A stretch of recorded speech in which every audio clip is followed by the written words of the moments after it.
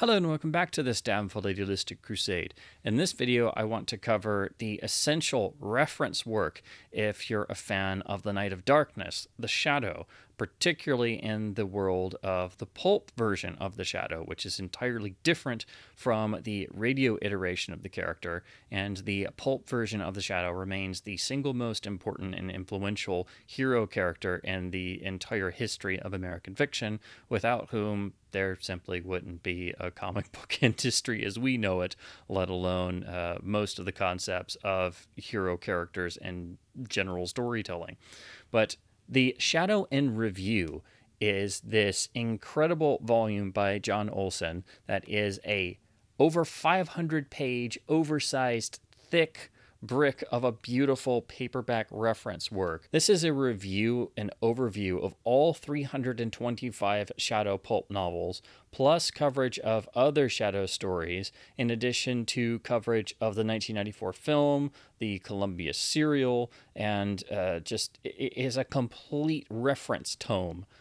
It has a beautiful cover artwork design using the classic iconography of the character, and is also incredibly affordable considering the amount of material you get here. This is pretty much self-published, and you can actually get it through Lulu in terms of books. So it is very inexpensive, and sometimes when they have sales running, you can get this for an absurdly cheap price considering the sheer amount of material contained within.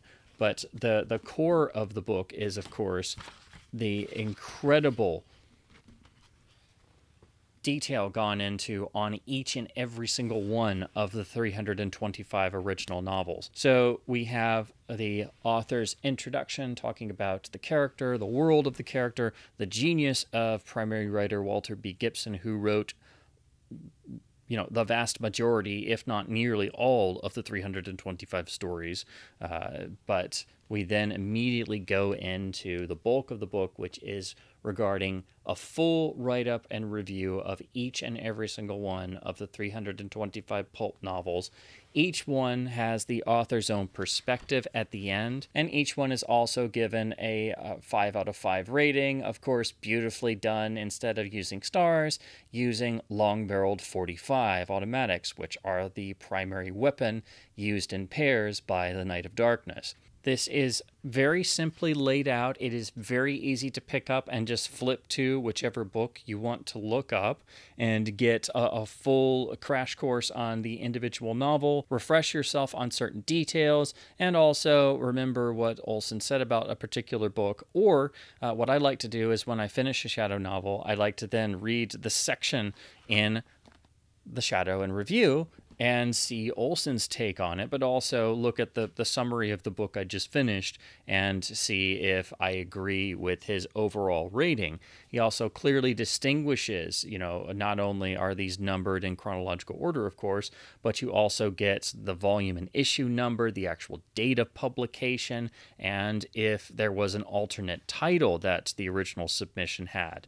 And most of all, you also get, as you can see here, for each, as I mentioned, those details, but you also get who the author was. And of course, Walter B. Gibson wrote the vast majority of the stories, but it's important to note which stories were written by Theodore Tinsley, and of course the handful that were written by Bruce Eliot, among others. And of course, even Lester Dent tried his hand at a Shadow novel. So this is also a great reference for looking at those. But that's not all, because we also have the additional novels done after the pulp series actually ended. But we also have a number of appendices about all kinds of other Shadow material. The first is about a lost Shadow mystery, basically a novel that was not part of the official series but turned up in another form. Section B covers Walter Gibson's last story, which was essentially a Shadow story that was turned into a Batman tale published as Greyface in Detective Comics number 500. So here you get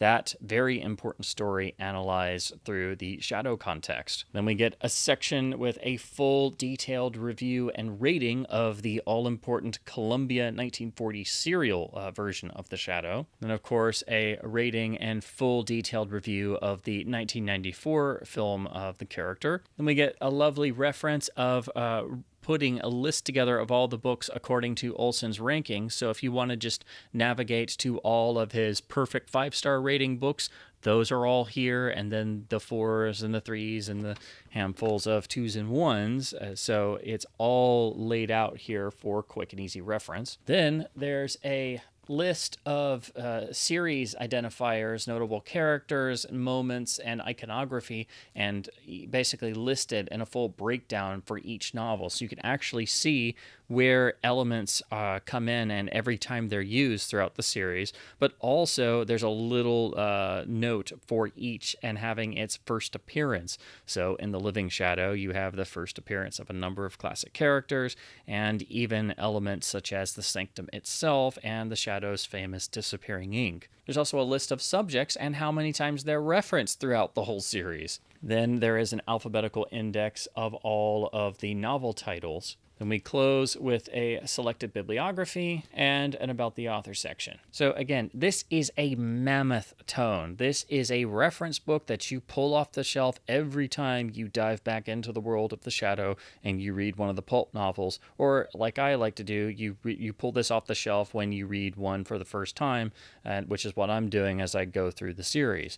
This is an invaluable reference that took John Olsen countless amounts of time to put together. He must have been doing this piecemeal as he went through one novel at a time, making copious amounts of notes, not only to review all the original novels, but to put together this incredible tome. Again, this is a big, thick, oversized paperback and over 500 pages, but beautifully laid out. And even though it's so big, you can actually still, hold it in your hands. I'm able to even do this on camera because it's still easy to just pick up and read, and the binding is actually quite solid. So all these big pages are in here nicely, and it doesn't have a feeling of being flimsy. This is a nice oversized paperback volume, so it's again, that helps with the weight. It's not a very heavy hardcover, but also because it is a big oversized paperback, when you order one of these, as is going to happen to anything that's oversized and this big, you are going to get a little bit of crumpling on the edges. I don't know how visible this is, but there's a little bit of wear on the edges, but nothing major.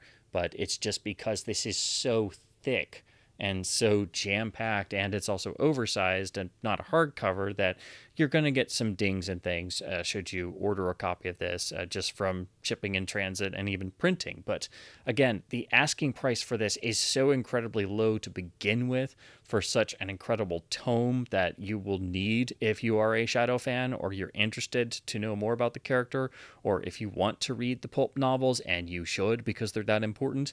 This is a must.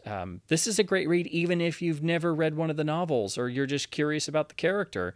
You'll get plot summaries and reviews of all the books, so that could be a bit spoilerish, but it's such a great volume. You can pick up and read it without knowing anything about the character and get a full history of the pulp version of The Shadow. Again, The Shadow in Review is the essential reference work about the pulp version of The Shadow, and it is just an incredible tome that is the reference book about the Shadow pulp novels. Nothing comes close. This is so comprehensive that it's a fantastic reference work in its own right, regardless of subject. The overall design is simple and well done. The actual book printing is extremely well done, and it is unbelievably affordable. And the amount of information per dollar spent is just astounding. So I will have links to this in the description below if you're interested, and if you're at all a fan of The Shadow, you need this for your bookshelf. So I just wanted to do a brief video review of The Shadow in Review because it is such an essential reference work. I think pretty much all of us Shadow fans already have a copy of this, but just in case you didn't, or you're just getting into the character or wanting to read the pulp novels, this is an absolute must. And it's such an affordable, well put together book that it just makes you appreciate every page all the more. And the fact that you can have such an incredible reference book on your shelf to pull off constantly and thumb through and remind yourself of something, or when you're trying to remember which story has what. And because there's so many Shadow novels that it is a bit difficult, admittedly, to try to keep everything straight in your head. So you definitely need a reference work of this caliber, but it's so well done. It's so easy to pick up and read. And it is so affordable and cheap that I would recommend this to anyone. It is an essential reference work. It is the reference book on the Shadow in terms of the pulp character and the pulp novels. And it's such a pleasure to have on the shelf and be able to pick up and thumb through whenever I want to all over again. And it's extraordinarily helpful as a resource, whether you're reading a book for the first time in the series or you're rereading one and you want to look something up. This is your one stop for the Night of Darkness in the world of the Shadow Pulp series. So as always, I hope my babbles about the Night of Darkness, the world of the Shadow, and pulp magazines has been at least somewhat fun and informative. Again, this book is such an incredible resource and so unbelievably inexpensive for what you get that I just think it's a reference book that everyone should have on their shelves. It's a beautifully made volume. It is just packed to every last bit of page area with research and coverage of the character and all the pulp novels, and then all the additional sections at the end and the author's great insights into each novel. It's just an incredible wealth of information contained in a beautifully made, simple, and very inexpensive volume. Anybody can afford a copy of this, and thus I think everyone should have a copy on their shelf, especially if you've got a growing Shadow pulp collection. So as always, please keep supporting fan efforts, incredible bits of fan research like the Shadow in Review by publishing directly from fans and also publishing through Lulu. I will have the links in the description below should you decide to purchase a copy of the Shadow in Review, and trust me, you really should. It's that good. It's indispensable. As always, please keep also supporting your local independent bookstores and comic stores by hopefully being able to pick up some beautiful pulp reprints. Please also keep supporting the incredible work of publishers doing pulp reprints. Keep enjoying pulp adventures, keep reading print books, and as always, thank you ever so much for watching.